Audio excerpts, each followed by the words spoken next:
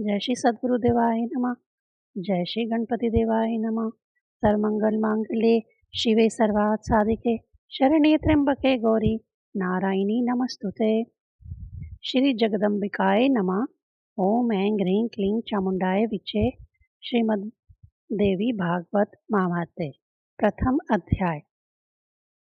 सूत जी के द्वारा ऋषियों के प्रति श्रीमद् देवी भागवत के श्रवण की महिमा का कथन।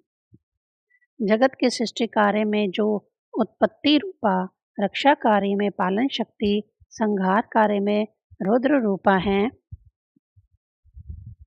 संपूर्ण विश्व प्रपंच जिनके लिए क्रीड़ा स्वरूप है, जो परा पश्यंती मध्यमा तथा वैखरी वाणी में अभिव्यक्त होती हैं और जो ब्रह्मा विष्णु महेश द्वारा निरंतर आराधित हैं, वे प्रसन्नचित वाली देवी भगवती मेरी वाणी को अलंकृत करें। बद्रिका श्रम निवासी प्रसिद्ध ऋषि श्री नारायण तथा नरों में श्रेष्ठ श्री नर भगवती सरस्वती और महर्षि वेद व्यास जी को प्रणाम करने के पश्चात ही जय का पाठ प्रवचन करना चाहिए। ऋषिगण बोले, हे सूत जी, हे महामते, हे व्यास श्रेष्ठ, आप दीर्घजीवी हो। आप हम लोगों को नाना विधि पुण्य प्रदायिनी एवं मनोहारिणी कथाएं सुनाते रहते हैं। भगवान विष्णु के सर्व पाप नाशक परम पवित्र एवं उन अवतार कथाओं से संबंधित अद्भुत चरित्रों को हमने भक्तिपूर्वक सुना और इसी प्रकार हमने भगवान शिव के अलौकिक चरित्र तथा भस्म और रुद्राक्ष के ऐतिहासिक माहात्म्य का श्रवण आपके मुखारविंद से किया। हम लोग अब ऐसी परम पावन कथा सुनना चाहते हैं जो बिना प्रयास के ही मनुष्य को भोग एवं मोक्ष प्रदान करने में पूर्ण रूप से सहायक हो। हे महाभाग, अतः आप उस कथा का वर्णन करें जिसके द्वारा मानव कलयुग में भी सिद्धियां प्राप्त कर ले, क्योंकि हम आपसे बढ़कर किसी अन्य को नहीं जानते जो हमारी शंकाओं का निवारण कर सके। सूत जी बोले, हे महाभाग ऋषियों, आप लोगों ने लोक कल्याण की भावना से अत्यंत उत्तम प्रश्न किया है, अतः मैं आप सभी के लिए समस्त शास्त्रों का जो सार है उसे पूर्ण रूप से बताऊंगा। समस्त तीर्थ पुराण और व्रत तभी तक गर्जना करते हैं जब तक मनुष्य श्रीमद् देवी भागवत का सम्यक रूप से श्रवण नहीं कर लेता। मनुष्य के लिए पाप रूपी अरण्य तभी तक दुखप्रद एवं कंटकमय रहता है जब तक श्रीमद् देवी भागवत रूपी परशु उपलब्ध नहीं हो जाता। मनुष्य को उपसर्ग रूपी घोर अंधकार तभी तक कष्ट पहुंचाता है जब तक श्रीमद् देवी भागवत रूपी सूर्य उनके सन्मुख उदित नहीं हो जाते हैं। ऋषिगण बोले, हे वक्ताओं में श्रेष्ठ महाभाग सूत जी, आप हमें बतलाइए कि वह श्रीमद् देवी भागवत पुराण कैसा है और उसके श्रवण की विधि क्या है। उस पुराण को कितने दिनों में सुनना चाहिए, उसके श्रवण की अवधि में पूजा विधान क्या है, प्राचीन काल में किन किन मनुष्यों ने इसे सुना और उनकी कौन कौन सी कामनाएं पूर्ण हुई। सूत जी बोले, प्राचीन काल में पराशर ऋषि द्वारा सत्यव्रती के गर्भ से विष्णु के अंश स्वरूप मुनि व्यास उत्पन्न हुए, जिन्होंने वेदों का चार विभाग करके उन्हें अपने शिष्यों को पढ़ाया। पतितों, ब्राह्मण धर्मों, वेद अध्ययन के अनाधिकारी स्त्रियों एवं दूषित बुद्धि वाले मनुष्य को धर्म का ज्ञान कैसे हो। मन में ऐसा विचार करके भगवान बद्रयान व्यास जी ने उनके धर्म ज्ञानार्थ पुराण संहिता का प्रयाण किया। उन भगवान व्यास मुनि ने 18 पुराणों एवं महाभारत का प्रयाण करके सर्वप्रथम मुझे ही पढ़ाया। उन पुराणों में श्रीमद् देवी भागवत पुराण भोग एवं मोक्ष को देने वाला है। व्यास जी ने राजा जनमेजय को यह पुराण स्वयं सुनाया था। पूर्व काल में इन जनमेजय के पिता राजा परीक्षित तक्षक नाग द्वारा काट दिए गए, अतः पिता की संशुद्धि के लिए राजा ने तीनों लोकों की जननी देवी भगवती का विधिवत पूजन अर्चन करके 9 दिनों तक व्यास जी के मुखारविंद से इस श्रीमद् देवी भागवत पुराण का श्रवण किया। इस नवा यज्ञ के संपूर्ण हो जाने पर राजा परीक्षित ने उसी समय दिव्य रूप धारण करके देवी का सालोक्य प्राप्त किया। राजा जनमेजय अपने पिता की दिव्य गति देखकर और महर्षि वेद व्यास की विधिवत पूजा करके परम प्रसन्न हुए। सभी 18 पुराणों में से यह श्रीमद् देवी भागवत पुराण सर्वश्रेष्ठ है और धर्म, अर्थ, काम और मोक्ष को प्रदान करने वाला है। जो लोग सदा भक्ति श्रद्धा पूर्वक श्रीमद् देवी भागवत की कथा सुनते हैं, उन्हें सिद्धि प्राप्त होने में रंच मात्र भी विलंब नहीं होता। इसलिए मनुष्य को इस पुराण का सदा पठन श्रवण करना चाहिए। पूरे दिन के आधे समय तक, चौथाई समय तक, मुहूर्त पर अथवा एक क्षण भी जो लोग भक्ति पूर्वक इसका श्रवण करते हैं, उनको कभी भी दुर्गति नहीं होती। मनुष्य सभी यज्ञों, तीर्थों का दान आदि शुभ कर्मों का जो फल प्राप्त करता है, वही फल उसे केवल एक बार श्रीमद् देवी भागवत पुराण के श्रवण से प्राप्त हो जाता है। सतयुग आदि युगों में तो अनेक प्रकार के धर्मों का विधान था, किंतु कलयुग में पुराण श्रवण के अतिरिक्त मनुष्य के लिए अन्य कोई सरल धर्म विहित नहीं है। कलयुग में धर्म एवं सदाचार से रहित तथा अल्प आयु वाले मनुष्य के कल्याणार्थ महर्षि वेदव्यास ने अमृत रसमय श्रीमद् देवी भागवत नामक पुराण की रचना की। अमृत के पान से तो केवल एक ही मनुष्य अजर अमर होता है, किंतु भगवती का कथा रूप अमृत संपूर्ण कुल को ही अजर अमर बना देता है। श्रीमद् देवी भागवत के कथा श्रवण में महीनों तथा दिनों का कोई भी नियम नहीं है। अतएव मानवों द्वारा इसका सदा ही सेवन, पठन, श्रवण किया जाना चाहिए। अश्विन, चैत, माघ, आषाढ़ इन महीनों के इन चारों नवरात्रों में इस पुराण का श्रवण विशेष फल प्रदान करता है। अतएव श्रीमद् देवी भागवत का यह नवयज्ञ समस्त पुण्य कर्मों से अधिक फलदायक होने के कारण मनुष्य के लिए विशेष पुण्यप्रद कहा गया है। जो कलुषित हृदय वाले पापी, मूर्ख, मित्रद्रोही, वेदों की निंदा करने वाले, हिंसा में रत तथा नास्तिक मार्ग का अनुसरण करने वाले मनुष्य हैं, वह भी कलयुग में इस नवयज्ञ के अनुष्ठान से पवित्र हो जाते हैं। जो मनुष्य दूसरों के धन तथा पराई स्त्री के लिए ललायत रहते हैं, पाप के बोझ से दबे हुए हैं और गो ब्राह्मण देवताओं की भक्ति से रहित हैं, वह भी इस नवयज्ञ से शुद्ध हो जाते हैं। जो फल कठिन तपस्याओं, व्रतों, तीर्थ सेवन, अनेकाविधि दान, नियमों, यज्ञों, हवन एवं जप आदि के करने से प्राप्त नहीं होता है, वही फल मनुष्यों को श्रीमद् देवी भागवत के यह नवयज्ञ से प्राप्त हो जाता है। हे विप्रों, गंगा, गया, काशी, नैमिषारण्य, मथुरा, पुष्कर तथा बद्रिकाश्रम भी मनुष्यों को उतना शीघ्र पवित्र नहीं कर पाते हैं, जितना कि श्रीमद् देवी भागवत का यह नवयज्ञ लोगों को पवित्र कर देता है। अतएव श्रीमद् देवी भागवत पुराण सभी पुराणों में श्रेष्ठतम है। इसे धर्म, अर्थ, काम तथा मोक्ष की प्राप्ति का उत्तम साधन माना गया है। जो अश्विन महीने के शुक्ल पक्ष में सूर्य के कन्या राशि में पहुंचने पर महाअष्टमी तिथि को स्वर्ण सिंहासन पर स्थित देवी के प्रीति पद श्रीमद् देवी भागवत ग्रंथ का पूजन करके उसे किसी योग्य ब्राह्मण को श्रद्धा पूर्वक देता है, वह देवी के परम पद को प्राप्त करता है।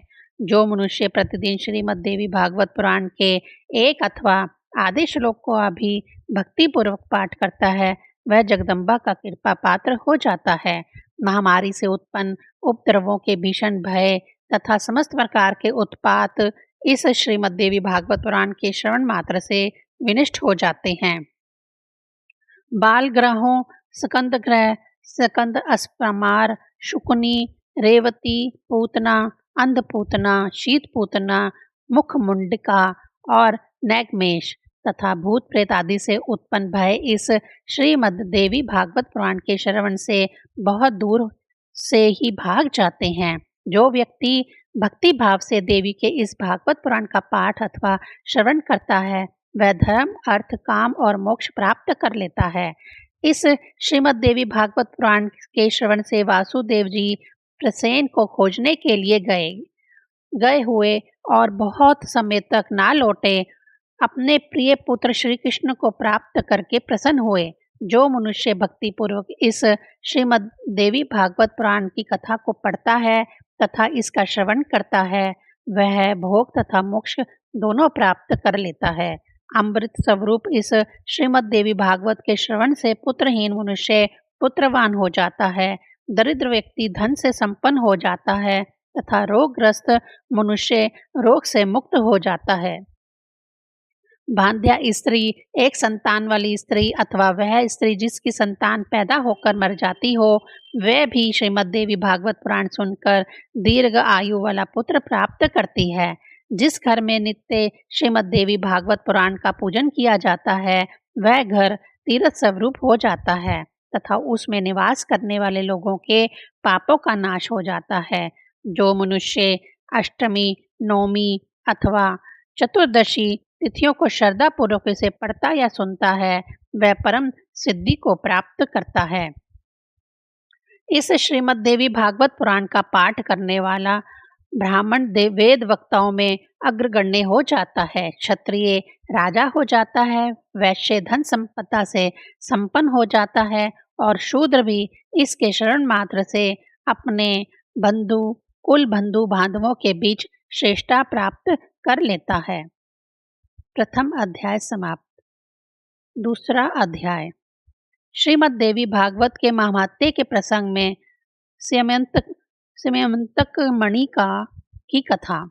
ऋषिगण बोले, महाभाग वासुदेव जी ने अपने पुत्र को किस प्रकार प्राप्त किया और वन में भ्रमण करते हुए श्री कृष्ण ने प्रसेन को कैसे खोजा। हे सुमते, हे सूत जी, किस विधि से और किससे वासुदेव जी ने श्रीमद् देवी भागवत पुराण का श्रवण किया, आप हम लोगों को यह कथा बतलाइए।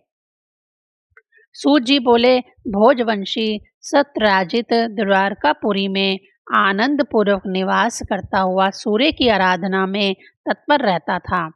वह सूर्य का परम भक्त एवं उनका मित्र था। कुछ समय के पश्चात सूर्यदेव उनके ऊपर प्रसन्न हो गए और उन्होंने उसे अपने लोक का दर्शन कराया। उसकी भक्ति तथा प्रेम से अत्यंत प्रसन्न हुए भगवान सूर्य ने सत्यरजत को सीमित कांत मणि दे दी और वह उस मणि को अपने गले में धारण किए हुए द्वारका आ गया। उसे देखकर मणि के तेज से भ्रमित नागरिकों ने सत्यरजत को सूर्य समझकर सुधर्मा नामक अपनी सभा में विराजमान श्री कृष्ण के पास पहुंचकर उनसे कहा, हे जगतपते, आपके दर्शन की अभिलाषा से भगवान स्वयं सूर्य आपके पास आ रहे हैं। यह बात सुनकर सभा में श्री कृष्ण जी हंसकर बोले, हे बाल स्वभाव नागरिकों, ये सूर्य भगवान नहीं हैं बल्कि सत्यरजत हैं, जो स्वयं सूर्य द्वारा प्रदत्त श्यामंतक मणि से दीप्तिमान होता हुआ यहाँ पर आ रहा है। उसके पश्चात ब्राह्मणों को बुलाकर सत्यरजत ने स्वास्थ्य वाचन कराया और भली भांति पूजन करके उस मणि को अपने घर में स्थापित किया। वह मणि जहाँ रहती थी वहाँ किसी प्रकार की महामारी, दुर्भिक्ष तथा उपसर्ग, भूकंप आदि प्राकृतिक संकट का भय उत्पन्न नहीं होता था। और उस मणि की एक विशेषता यह भी थी कि वह नित्य 8 बार स्वर्ण दिया करती थी। तदंतर एक दिन सत्यरजत के भाई प्रसेन ने उस मणि को गले में धारण कर सिंधु देशीय घोड़े पर सवार होकर आखेट के लिए वन की ओर प्रस्थान किया। वहां वन में किसी सिंह ने उसे देखा और घोड़े सहित प्रसेन को मारकर सिंह ने वह मणि स्वयं ले ली। इसके पश्चात महाबली ऋषिराज जामवन ने मणि धारण करने वाले उस सिंह को अपनी गुफा के द्वार पर देखकर और उसे मारकर मणि स्वयं ले ली। पराक्रमी ऋषिराज ने वह मणि खेलने के लिए अपने पुत्र को दे दी और वह बालक भी उस प्रदीप्त मणि को पाकर उसके साथ खेलने लगा। कुछ काल बीतने पर भी प्रसेन के वापस न लौटने पर सत्यरजत अत्यंत दुखी हुआ और सोचने लगा कि मणि लेने की इच्छा से ना जाने किसने प्रसेन को मार डाला। इसी बीच द्वारकापुर में नागरिकों की पारस्परिक बातचीत से किसी प्रकार यह किंवदंती फैल गई कि मणि के लोभ के वशीभूत श्री कृष्ण ने ही प्रसेन का वध किया। श्री कृष्ण ने जब अपने विषय पर अपयश की यह बात सुनी तो उन्होंने अपने ऊपर लगे हुए कलंक के परिमार्जन हेतु प्रसेन के अन्वेषणार्थ नागरिकों के साथ प्रस्थान किया। वन में पहुंचने पर श्री कृष्ण ने सिंह द्वारा मारे गए प्रसेन को देखा और तदंतर गिरे हुए रक्त बिंदुओं से चिन्हित मार्ग का अनुसरण करके सिंह को खोजते हुए वह कुछ दूर गए। इसके पश्चात एक गुफा के द्वार पर मरे हुए सिंह को देखकर भगवान श्री कृष्ण करुणा युक्त वाणी में नागरिकों से बोले, मणि का हरण करने वालों को खोजने के लिए मैं इस गुफा के भीतर प्रवेश कर रहा हूँ। जब तक मैं वापस ना आ जाऊं तब तक तुम यहीं पर ठहरो। वे द्वारकावासी ठीक हैं, ऐसा बोलकर वहीं पर ठहर गए और श्री कृष्ण जी गुफा के भीतर प्रविष्ट हुए, जहां जामवान का घर था।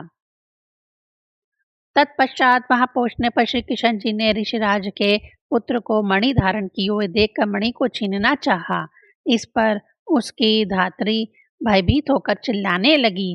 तब धात्री की आवाज सुनकर जामवन तुरंत वहां आ गया और वह अपने पूर्व स्वामी श्री कृष्ण जी के साथ दिन रात निरंतर युद्ध करने लगा।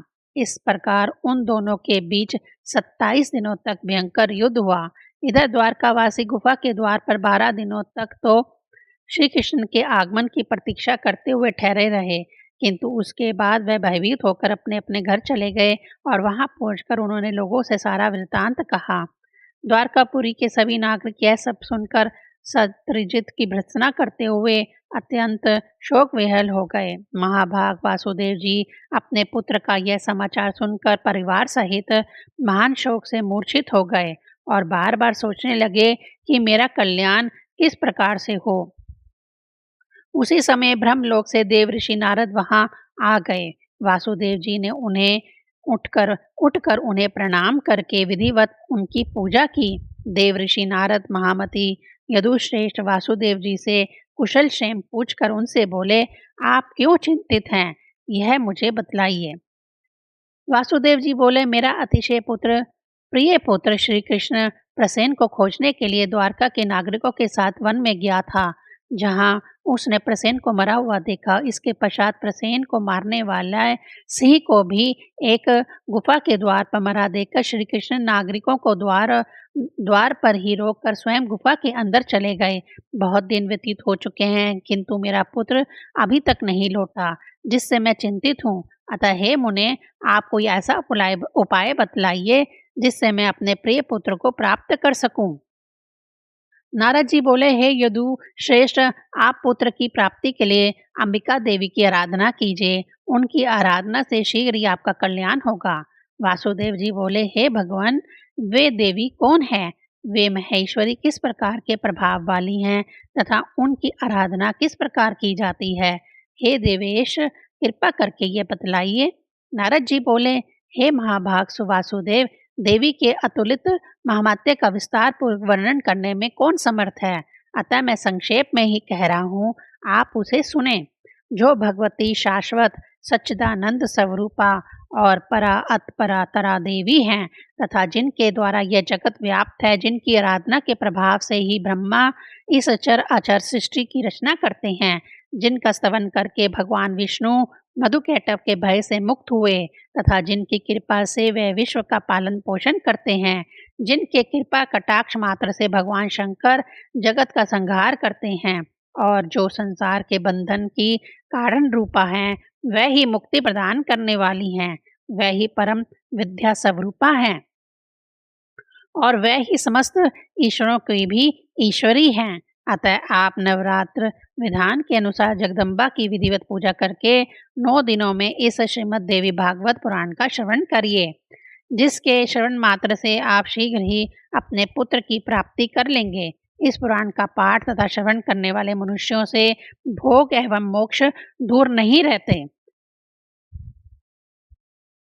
नारद जी के ऐसा कहने पर वह वासुदेव मुनि श्रेष्ठ नारद को प्रणाम करके अत्यंत प्रेम पूर्वक कहने लगे। वासुदेव जी बोले, हे भगवान, आपके इस कथन से देवी महात्म्य से संबंधित एक अपना वृतांत मुझे याद आ गया। मैं उसे कह रहा हूँ, आप सुनिए। पूर्व काल में पापी कंस ने आकाशवाणी के माध्यम से देवकी के 8वें गर्भ से अपनी मृत्यु जानकर भयभीत हो भार्या सहित मुझको बंदी बना लिया।